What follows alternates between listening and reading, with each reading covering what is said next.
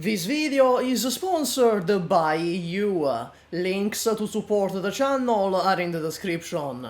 Rey, she's a hunter, but that doesn't mean anything in actual practice. It's as worthless of a distinction as that between maps and no maps. Her skill tree sends off everything that makes a hunter.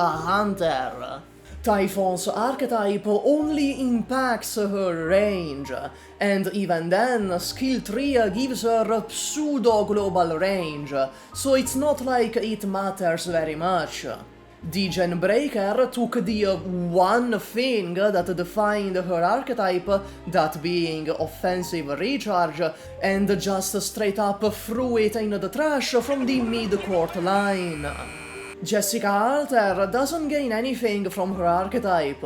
She's merely just a lane holder with a unique summon, no different in role from people like Thorns.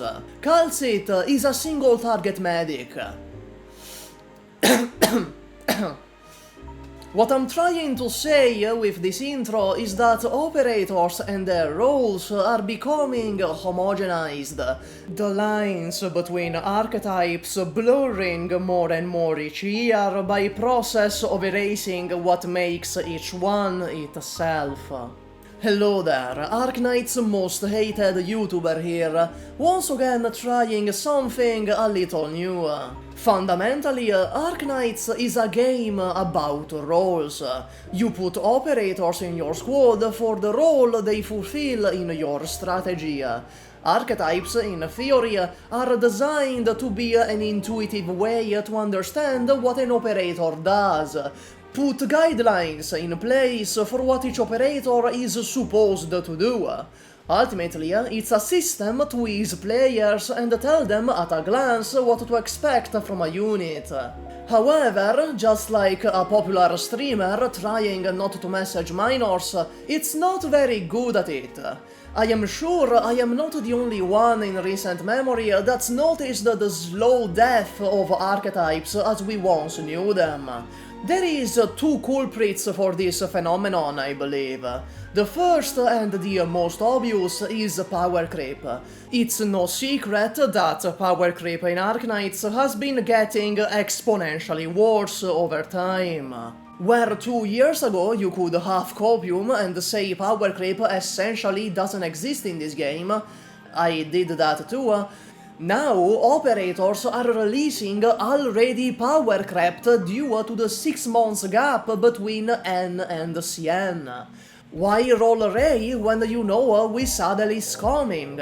If we go even further back, older operators start to feel obsolete in the face of new event mechanics and bosses. Fact of the matter is that they were made for a different game. Of course, there are rare exceptions like Nightingale or Gummy, and Niche Knights players prove every day that Powercreep isn't really that big of a limiting factor, and that you can clear whatever you want with whoever you want if you're smart enough. But there's a difference between what could happen and what's most likely to happen. The developers power-crept themselves into a corner.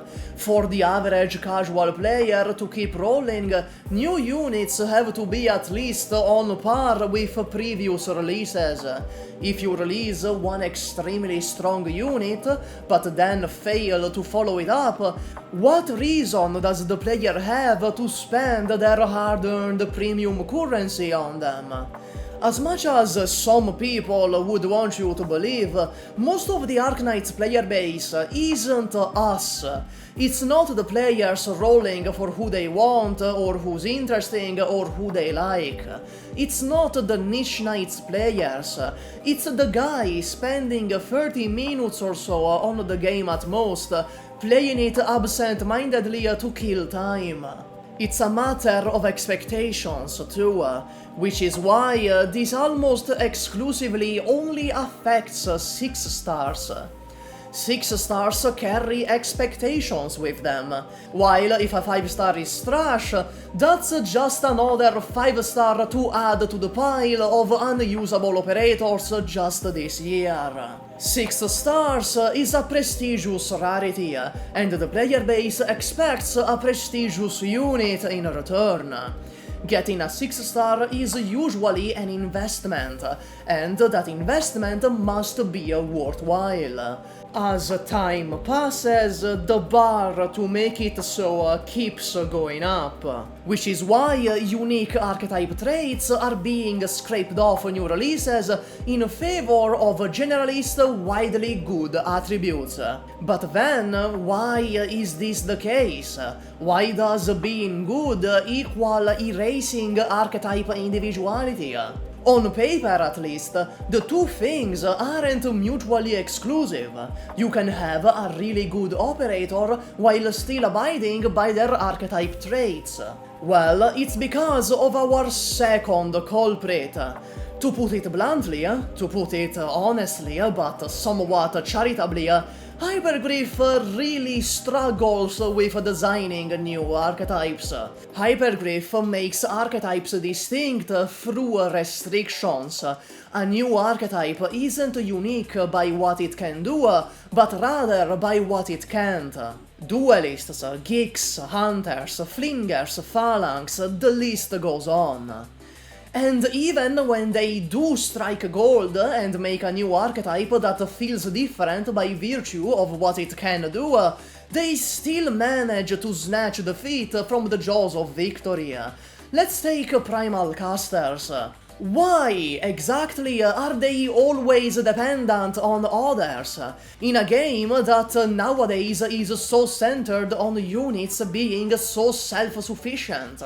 Sure, Nymph looks very young, but I wasn't expecting her to need babysitting in gameplay too. For some reason, their best skills remove their unique archetype trait. They can't inflict elemental damage with them, making them inherently reliant on others. The most hilarious case of this is Wormia, where there literally wasn't any other operator in the game that could apply burn until Ifrit's Delta module came out. But there's something I've been avoiding all this video. Someone. I only gave her a passing mention, but I believe it's about time to tear into her. Wis'adel, W. Alter, is quite possibly the most perplexing case of archetype death we have so far. Emphasis on the so far. Why exactly is she a flinger? Was it for the big range? Then she could have been a Deadeye, that's their whole thing. Flingers are just Deadeyes with an unnecessary restriction of not being able to hit air units slapped on top. Restriction which Wis'adel gleefully is that this game has been out for more than 5 years. We're in year 6 now. It's rare for any live service to make it this far, much less in a healthy state.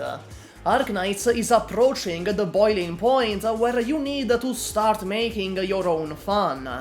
And I don't know how good of a thing that is.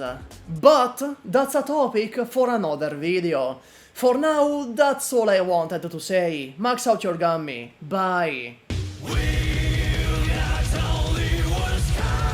Hello, I hope you enjoyed this video. Special thank you to the members and Patreons on screen now.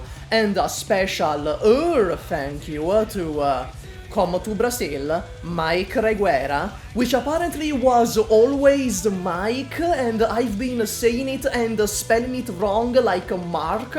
I swear I'm not tripping, it said Mark, but whatever. Zephyriniax, The Crazy Lord, Newtakoyaki, Lord Takeo, Good Old Leon, Maxio Says, and Chromchan but JJF. That's all. Now I am gonna ask Corin for the Victoria Housekeeping Special Services, if you catch my drift.